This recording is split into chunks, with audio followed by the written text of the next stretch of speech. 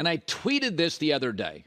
And I know 77% of America is not on Twitter, but I tweeted, and it was interesting to watch the response to it. It got like 800,000 people. I just said, the Celtics are up to something.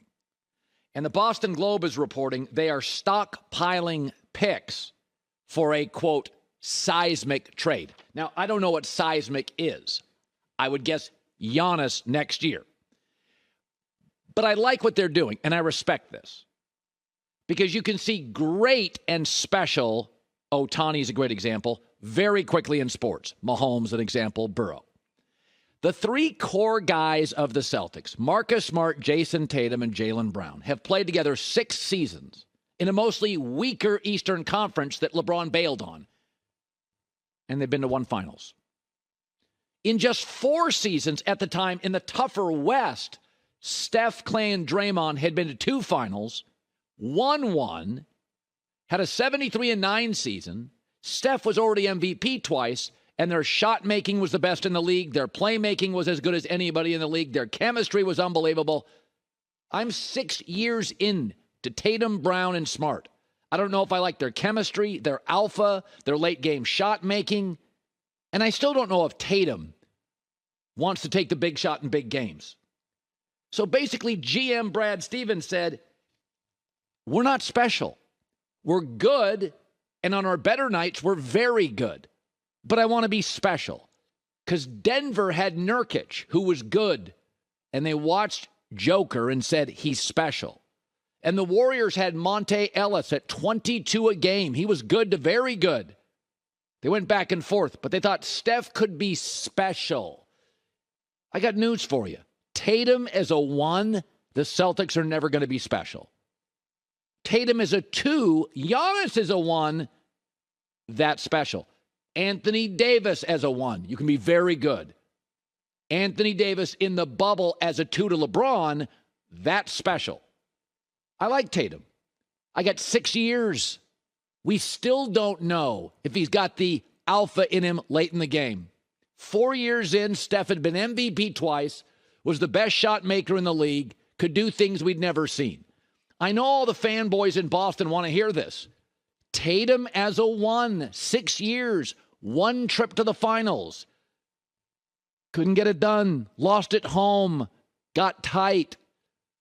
That's good to very good. That's not special. Magic title first year is special. Bird immediately. Bobby Orr, Ted Williams, Brady taking over first year as a starter.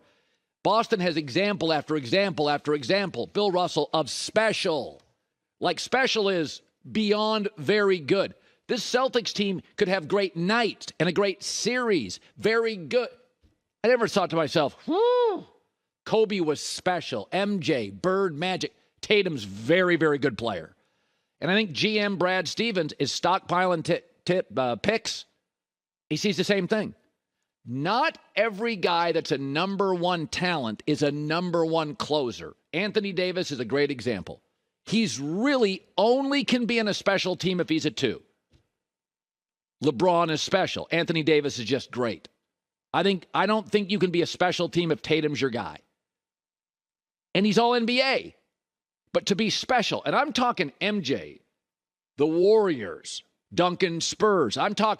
We're talking all-time special here. 11 Russell titles. Showtime Lakers. They write books about it. We're going to write a book about this team? We're going to do a 30 for 30 documentary on this team? Because they do those for special. Tatum is a 2 is special. And I think that, and Brad Stevens is acknowledging it. Moving Marcus Smart. I've seen my core guys for 6 years. We're good to very good. It's not next level. I love that and respect that. Nobody wants to admit it, but GM Brad Stevens, by moving Smart and stockpiling picks, is acknowledging it, just not publicly. Okay, so I saw this story this morning, and I thought it was really, really interesting. There's an article out about Shohei Ohtani. And you ever notice this? That, like in real estate, it used to be $1 million house when I was a kid. Like, we didn't have any $1 million houses even in our neighborhood, even in our area code. I swear to God. Certainly not in our county. And then you go to big cities and you see like, oh my God, it's like a $3 million home. You never would have projected. Yeah, there's homes now in Los Angeles for $175 million. That's what hotels cost. That was more than ski lodges. Like, trees sometimes in real estate grow to the sky. We see this. I can remember, Steve Largent made what my dad did. My dad was just a local optometrist, right? Now you see wide receivers making $25 million a year, players signing for $400 and $500 million. There's a story out today about Shohei Ohtani of the Angels making $700 million. And I think to myself, well, baseball economics are very strong. How do I know that? Because the owners never open their books. I watched the Dodger game for 4 innings last night. They played the awful Pirates on a Thursday night, and there were 42,000 people. Forget the tickets. There's the food and the beer and the parking. And it's not an easy stadium to get in and out of. 42,000 for the Pirates. Go check right now how many teams average over 30,000 a night. You'd be amazed. But the story is Ohtani. And he's not just a great player. Mike Trout's a great player. Mookie Betts is a great player. When I was a kid, Nolan Ryan was mythical. And that's the key word here, mythical. Nolan Ryan was the only pitcher in baseball that regularly threw over 100 miles an hour. And he did it multiple teams, multiple decades. So when they would put Nolan Ryan is pitching tonight, first baseball game I ever went to, Nolan Ryan was pitching the next night. Frank Tanana was the opener for the Angels. Nolan Ryan the second night. I wanted to see Nolan Ryan. I was disappointed. It was my first Major League Baseball game because Nolan was different. It's the same way people felt about Mickey Mantle or Sandy Koufax or Babe Ruth. Mythical is different. Just think, if you would have asked Sandy Koufax, the greatest pitcher ever, to hit, Nolan Ryan to hit, his career average was like 101. It'd be embarrassing. If you asked Mike Trout or Mookie Betts, start tomorrow, I'd be over their skis. Ohtani is a blister on his hand away from starting in the All-Star game on the mound. I sound like a guy at a carnival talking about him. He hit 600 feet home runs. He's the starting pitcher in the All-Star game and one of the game's fastest players. I mean, does he read your palm? He's like the magician, the juggler, the acrobat. He does all of it. That's not a once-in-a-franchise player. That's a once-in-a-100-year player. There's a lot of great players. Mookie Betts, Mike Trout. Those are great players. Ohtani's beyond that. He's Babe Ruth. There's no football player like this. There's no soccer player like this. There's no basketball player like this.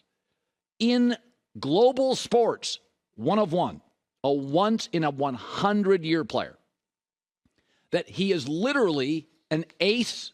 And as good as Mike Trout is, there was a comment years ago by Jared Walsh of the Angels. He said there were 4 girls sitting outside the bus sobbing because they knew Ohtani was on the bus. Mike Trout's a pretty big deal. I've never seen any girl outside the bus crying because Mike Trout was on it. I think Shohei trumped him there. We're in completely unique territory in a sport that the owners hide the books. They hide the books. They don't want you to know how much money they make. $700 million for the most mythical player, maybe since Babe Ruth. I'm for it. He's literally Garrett Cole plus Aaron Judge with Mookie Betts' speed. $700 million? Is it a discount? Hi, everybody. Thanks for watching. Subscribe here to get the latest from the show. Also, be sure to check out more of the best clips from The Herd or go watch a few segments from other shows on FS1.